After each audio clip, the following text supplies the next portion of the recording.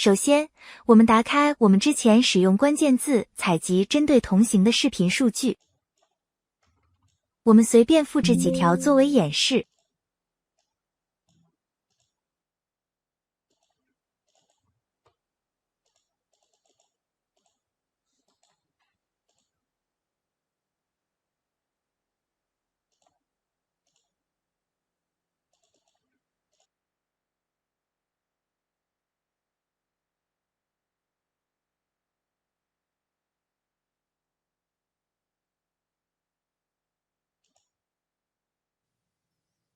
In just over 2 minutes, I'm going to show you how